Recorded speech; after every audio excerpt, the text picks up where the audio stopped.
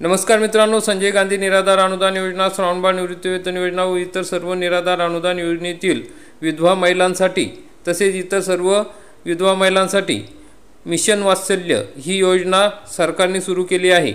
कारण की मित्रांनो, विधवा महिला तसेच एकल महिला ज्या असतात त्यांना अनेक अडचणींना सामोरे जावे लागते। त्यांना कोणत्याही योजनांचा या ठिकाणी लाभ वेळेवर मिळत नाही। सर्व बाजूने त्यांना कोंडी केल्या जाते आणि त्याचाच भाग म्हणून आता सरकारने या सर्व एकल महिला, विधवा महिला, घटस्फोटित महिला यांच्यासाठी योजना सुरू केलेली आहे।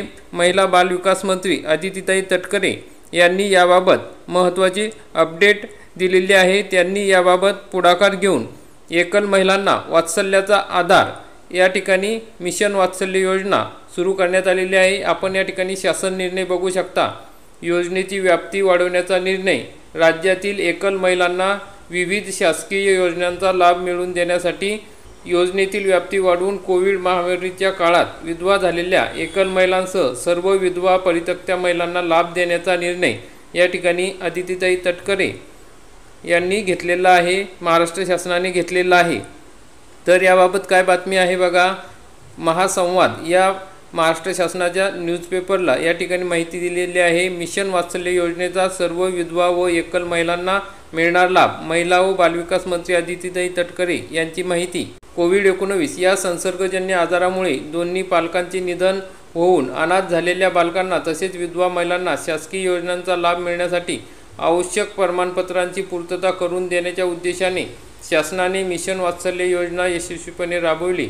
या योजनेची व्याप्ती वाढवून राज्यातील सर्व विधवा, एकल परित्यक्त्या महिलांना शासन आपल्या दारी या संकल्पनेनुसार या योजनेचा लाभ देण्यात येणार असल्याची माहिती महिला व बालविकास मंत्री अदितीताई तटकरे यांनी दिली आहे। कोविडच्या काळात सुरू केलेल्या मिशन वात्सल्य योजनेची अंमलबजावणी करण्यासाठी तालुका स्तरावर तहसीलदारांच्या अध्यक्षतेखाली समिती स्थापन करण्यात येणार आहे।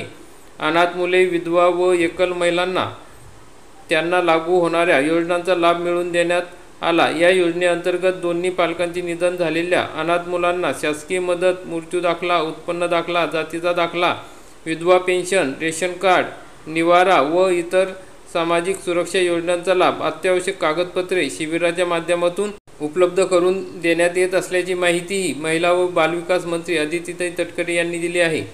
आता याच योजनेत सर्व विधवा महिलांचा समावेश करण्यात आला असून जिल्हा स्तरावर विविध शिबिरे व मेळावे आयोजित करून समितीच्या माध्यमातून महिलांच्या सामाजिक व आर्थिक सुरक्षेच्या दृष्टीने त्यांना शासकीय योजनांचा लाभ मिळणार आहे।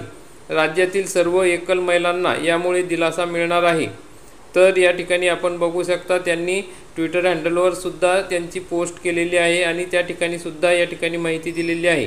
म्हणजे आता कोविड-19 या संसर्गजन्य आजारामुळे दोन्ही पालकांचे निधन होऊन अनाथ झालेल्या बालकांना तसेच विधवा महिलांना शासकीय योजनांचा लाभ मिळवून देण्यासाठी आवश्यक प्रमाणपत्रांची पूर्तता करून देण्याच्या उद्देशाने शासनाने मिशन वात्सल्य योजना यशस्वीपणे राबवली। या योजनेची व्याप्ती वाढवून राज्यातील सर्व विधवा, एकल परित्यक्त्या महिलांना शासन आपल्या दारी या संकल्पनेतून या योजनेचा लाभ देण्यात येणार असल्याची माहिती महिला व बालविकास मंत्री यांनी दिली आहे।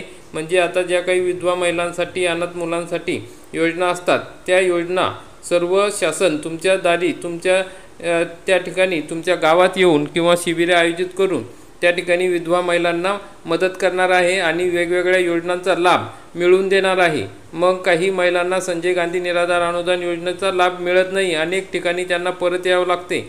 मग आता असे होणार नाही, कारण की त्या ठिकाणी तुम्हाला लगेच जाग्यावर सर्व काही योजनांचा लाभ दिला जाणार आहे। जसे की घरकुल, संजय गांधी निराधार अनुदान योजना व इतर काही ज्या काही योजना असतील त्या सर्व योजनांचा लाभ तुम्हाला आता त्या शिबिराच्या माध्यमातून सरकार स्वतः देणार आहे। तर अशा प्रकारची महत्त्वाची अपडेट होती।